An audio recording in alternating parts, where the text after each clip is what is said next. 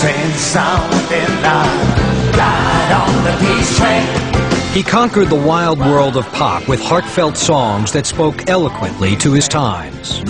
Don't you feel a change coming from another side of time? Essentially, I lived and breathed music. That was my life. Matthew and Tom, the what's never done, there's always something new. He burst onto the scene in the swinging 60s, a fresh-faced teen sensation called Cat. Got out of the car with all these girls screaming. They virtually almost stripped him. It was unbelievable. I was on the road, sleeping between lorry lights. But the young star burned out in a flash. Trouble, oh, trouble set me free. The doctor said to him that, you only had a couple of weeks of life left in you. You would have been dead. Oh, baby, baby, it's a wild world. Cat climbed back, this time to even greater heights. In the 70s, he sent 7 albums into the top 10. This is a guy that could sell out Madison Square Garden 2 nights in a row without a record out. And I know that I have to go away. I know I have to go.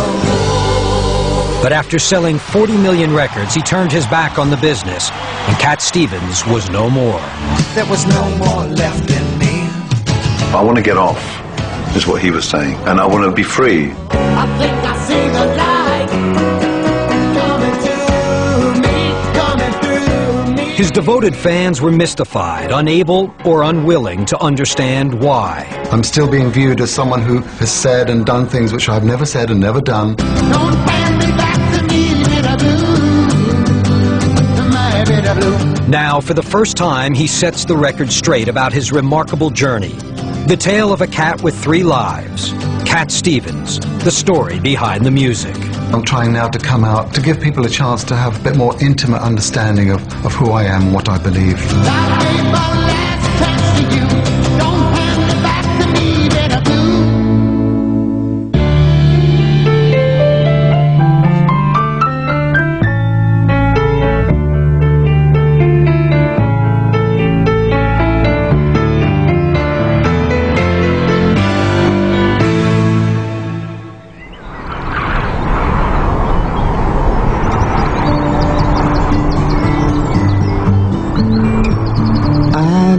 Listen to the wind of my soul. Where I'll end up, well, I think only God really knows. The force that propels his soul has taken him on an extraordinary journey. More than once, he ascended the heights of stardom. More than once, he faced death. And more than once, he was saved.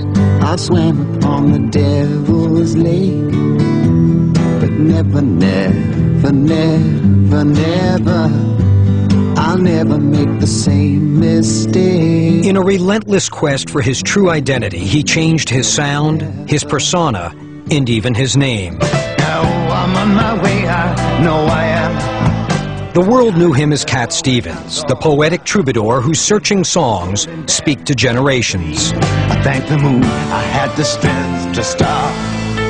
But while the writer's introspective lyrics may have pointed to his journey's end, when he turned his back on stardom, it shocked everyone. I just decided to take a jump.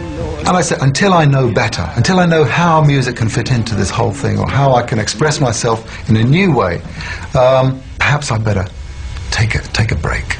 Come the morning, I'll be far from here, slowly rising in another sphere. The path he chose led him to a faith few in the West understand. I'll be home in the sky in the morning. Bye, bye. Bye, bye. Lovely city, when do you lie? The long road he's traveled began just after the Second World War, amidst the chaos of London's bustling West End. Born Stephen Dimitri Giorgio in 1948, he was the youngest of 3 children. His older brother David says Stephen stood out from the very start. My brother was an extremely beautiful child, and so much so that we used to go out, when my mother would go out for walks and stuff like that with the stroller, people would stop us just to have a look at this beautiful baby. As years went by, the boy grew high, and the village looked on in awe. His mother Ingrid was Swedish with a mild disposition. His father Stavros was a spirited Greek Cypriot whose presence could be felt blocks away. He had a very loud voice, and he was always shouting for Stevie or David, and it really was deafening. And that's the kind of environment he grew up in. The neighborhood remains much as it was when the Giorgio family lived in cramped quarters above the restaurant they ran in the West End. The Moulin Rouge put food on the Giorgio's table, and Stephen was pressed into service at a tender age. I was trained very early on, you know, to be able to work in the restaurant, to serve, to be a waiter. That's how I learnt to first serve, you know, the public. Remember the days of the old schoolyard? We used to laugh a lot. Oh, don't you remember the days of the old schoolyard? Stephen attended St. Joseph's Catholic School, where the nuns' stern warning about the wages of sin left a lasting impression. It was the awakening of my conscience. But of course, the messages I was receiving were both different. You know, one was in the church, was warning me, you know, about the fleshly pleasures of life, and the other one was actually attracting me towards it. Oh, I can't keep it in. I can't keep it in. I've got to let it out. Stephen was no choir boy. He and his best friend Andrew Karitsis often played hooky, running the streets of the city's seedier side, slipping into movie houses, scaling rooftops, and playing pinball. That was our playground, which was the West End, really. Quite dangerous if you think about it at that kind of age.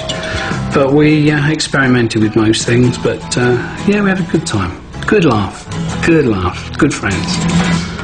Now every second down the nose, on the city goes. The West End was tough, but its vibrant musical theater scene held a special fascination for Stephen. I'd be hanging around the stage door, listening to the music and meeting the cast. West Side Story, you know, gave me a kind of a new vision of life. Stephen had always hoped to become a painter, but now he confided in his elder brother that he wanted to chase a different dream. One day he came to me and he said, David, I'm going to be a singer. I said, a singer? He said, you're going to be an artist. He said, no, I'm going to be a singer. I said, all right then, why don't you sing something for me? So he started to sing this song. I said, you'll never be a singer. Yes, I'm gonna be a pop star now. Yes, I'm going to be a pop star. It was suddenly an explosion, and there were the Beatles, who had opened up a whole new window of opportunity for kids like me, and all you needed was a guitar. Oh, mama, mama, see me, mama, see me on the TV. The teenager persuaded his father to buy him his first guitar, and he retreated to his room above the restaurant. There, he immersed himself in music. I suppose it was my retreat. I had all my records there, which were just by the side of my bed, so I could, you know, go to sleep while the record was playing. And it was, in a way, my own little world. In 1964, Stephen, Andrew Karitsis, and another pal formed a band of sorts. But only minutes into their first gig, it was obvious who the real star was. Oh, mama, mama, see me, mama, see me on my first gig. Slowly, we kind of like disappeared behind Stephen. And we slowly shrank behind him, and he just out there, he was giving it his all, you know, and he was very good. In the end, I realized I better go it alone. So the ambitious young artist went to work, writing songs at a furious pace. Baby, we're back to the good old times, and that's for sure. A year passed, and I said, well, okay, sing me some songs then. And he started to sing some songs. And I turned around to him and said, I think you're going to be a star. Stephen now had his once skeptical big brother in his corner. David became an irrepressible force, determined to get Stephen discovered. And I went to a restaurant right on the corner of Timpan Alley. I went into the restaurant. I stood up on a chair. I said, everybody, quiet, because I knew it was full of people from the business. I need somebody in here to give me a name and address. I have a genius brother. He's a great singer.